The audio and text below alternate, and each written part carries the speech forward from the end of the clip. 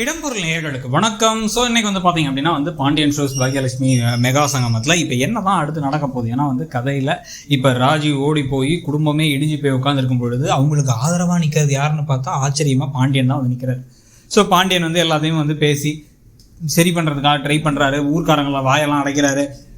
இன்னும் டேரெக்டாக முத்துவேல் சக்திவேல்கிட்ட பேசாட்டியும் அவங்களுக்கு ஒரு சப்போர்ட் அப்படிங்கிறத அவர் கொடுத்துட்டே இருக்கார். எந்த ஒரு இடத்துலையுமே அவரோட பெரிய மனசை தான் அவர் காமிக்கிறார். நினச்சிருந்தா குத்தி காமிக்கலாம், கிண்டல் பண்ணலாம். முந்த நாளே என்ன சொன்னாங்க அப்படின்னா, நான் அத்தனை நகை போட்டு நியூஸ் பேப்பரில் வர அளவுக்கு கல்யாணம் பண்ண போகிறேன் என் பொண்ணுக்கு, உன் பையனுக்கு கண்டிப்பாக பொண்ணே கிடைக்காதுன்னு சாபம் விடாத குறையாக சொன்னவங்களுக்கு ஒரு கஷ்டங்கும் போது நல்ல மனசை காமிக்கிறது நல்ல விஷயம். அந்த பொண்ணை தேடுறதுக்கு தன்னோட பசங்களை அனுப்புனதுலேருந்து எல்லாத்தையும் பண்ணியிருக்காரு.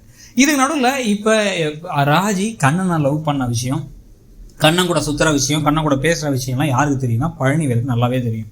பழனிவேலுக்கு யார் சொன்னான்னா கதிர் சொன்னார், இப்படி சுற்றிட்டு இருக்கா, ஏதோ பிரச்சனையாட போகுது, அவள் அந்த கல்யாணத்தை ஒத்துக்கிட்டாளா அப்படின்னு கேட்டபோது அதெல்லாம் இல்லை, மறந்துருப்பா, கல்யாணம் நடந்துடும், ஏதாவது பிரச்சனை பண்ணுவானா அப்படின்லாம் பழனிவேல் பேசினார். இப்போ என்னன்னா எல்லாரும் எங்கே போயிருப்பாங்கன்னு தெரிலங்கும் பொழுது ஏதோ ஒரு பையன்கிட்ட பேசிகிட்டு இருந்தான்னு சொன்னபோது கூட இந்த பையன் தாங்கிறத இது வரைக்கும் பழனிவேல் சொல்லலை. இதுக்கப்புறம் அவர் சொன்னார் அப்படின்னா ஊரில் அந்த பழனிவேலோட ஃப்ரெண்ட்ஸை விசாரித்து சுற்றி முற்றி ஆளுங்கள்லாம் விசாரித்து கண்டுபிடிச்சி, ஓ இவர் திருச்செந்தூர் தான் போயிருக்காரு, இதான் அவரோட பிளான் அப்படிங்கிறத தெரிஞ்சுக்கிட்டு இந்த குடும்பம் திருச்செந்தூருக்கு போய் அந்த பொண்ணை தலதான இழுத்து வந்துடலாம் அப்படின்னு கிளம்பி போகிற அதே நேரத்தில் அங்கே சூப்பராக சமையலை செஞ்சு முடிச்சு சப்பாத்தி குருமாலாம் வச்சு முடிச்சு கோமதி பாக்கியா எல்லாரும் சேர்ந்து சக்ஸஸ்ஃபுல்லாக முடிக்க எழிலும் கதிரும் அந்த கண்ணை நாங்கள் பார்த்து அந்த கண்ணை இங்கே அப்படின்னு பார்த்தா கண்ணை அந்த பொண்ணை கூட்டு ஓடி வந்துட்டாரு, கல்யாணம் நடக்கலை அப்படிங்கிறது தெரிஞ்சதுக்கப்புறமா இவர்கிட்ட போய் சண்டை போட, அதே சமயத்தில் இவர் நகையை விற்க ட்ரை பண்ணுறாருங்கிற உண்மைகள் இவங்களுக்கு தெரிய வர, ராஜிக்கு தெரிய வர, இவங்க அட பாவி திருட்டு பயிரன்னு சண்டை போட, அப்போ அடிதடிகள்லாம் நடந்து முடிஞ்சு கடைசியாக ராஜியை காப்பாற்றினதுக்கு பிறகு குடும்பங்கள் சேர்ந்து நடக்க போதா இல்லை சந்தர்ப்ப சூழ்நிலையால் கதிர் தாலி கட்ட போகிறாரா அப்படிங்கிற விஷயத்த நம்ம ஏற்கனவே பல தடவை யோசிச்சிருக்கோம். அதில் ஒரு விஷயம் நடந்து முடிஞ்சு பட்டு வேட்டி பட்டு சட்டை கட்டி அவங்களும் கூறப்படவையெல்லாம் கட்டி கல்யாணம் நடந்து முடியுது. கல்யாணம் நடந்து முடிஞ்சதுக்கப்புறமா இந்த விஷயம் கண்டிப்பாக யாருக்கு இடியா இருக்கோ இல்லையோ பாண்டியனுக்கு மிகப்பெரிய இடியா இருக்க போகுது. வீட்டுக்குள்ளே நுழையக்கூடாது, அவங்க வீட்டு மருமகனா அவங்க வீட்டிலே இருந்துக்கும் அப்படின்னு சொல்கிறதுக்கான வாய்ப்பு இருக்குது.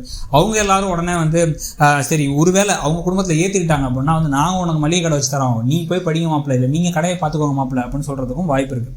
இந்த எல்லா கலைபுரத்துக்கும் நடுவில் 2 வீடும் ஏற்றுக்காமல் இந்த பையனோட தான் ஓடி போனாங்க, கதிரோட தான் ஓடி போயிட்டாங்கன்னு தப்பாக நினச்சா பெரிய பிரச்சனையாயிடும். 2 வீட்டுகளில் சண்டையாக வெடிச்சு இந்த பக்கம் முத்துவேல் சக்திவேல்லாம் போயிட்டு பாண்டியன்ட்ட அட அப்பாவி துரோகி அப்படின்னு கோவப்படுற விஷயங்களும், இந்த பக்கம் எனக்கு எதுவுமே தெரியாத ஒரு அப்பாவியாக இருந்தாலும் கதிர் இப்படி மாலையும் கழுத்துமோ நின்ன உடனே 2 குடும்பமுமே அவங்கள ஏற்றுக்காமல் இவங்க கடைசியாக கஷ்டப்பட்டு எப்படி முன்னேறி வராங்க, 3ஆவதாக ஒரு ஃபேமிலி ஆகிட்டாங்க இவங்க அப்படிங்கிறத பார்க்கறதுக்கும் வாய்ப்புகள் இருக்குது. ஸோ ஓவராலாக கதையில் பல கலைபுரங்கள், அதுக்கு நடுவில் சரவணன் கல்யாணம் ஆகாமல் இருக்கிறதுன்னு பல விஷயங்கள் நடக்க போகுது.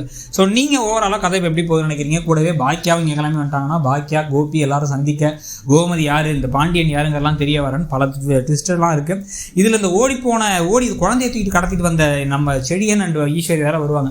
ஸோ பரபரப்பான பல காட்சிகளுக்கு இடையில மெகா சங்கமம் எப்படி போகுதுன்னு நினைக்கிறீங்க, எப்படி இருக்குன்னு நினைக்கிறீங்க, என்ன நடக்கும், ப்ளஸ் கதிர் ராஜி கல்யாணம் நடந்து முடிஞ்சதுக்கு பிறகு என்ன நடந்தால் உங்களுக்கு பெட்டர்னு தோணுதுங்கிறத சொல்லுங்கள். இல்லை இந்த கல்யாணமே சரியில்லைங்க, எனக்கு கதிர் ராஜி ஜோடியானதே பிடிக்கலங்கிறீங்களாங்கிறதையும் சொல்லுங்கள். தேங்க்யூ.